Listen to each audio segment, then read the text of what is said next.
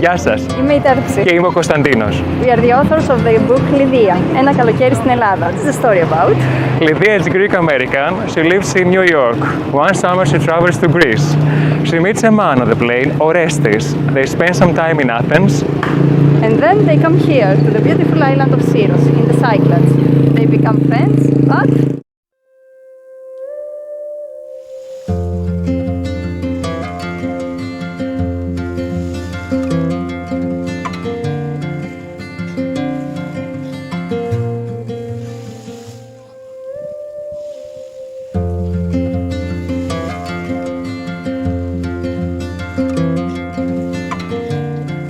now we are standing outside the Theater of Apollon in Hermopolis on the beautiful island of Syros.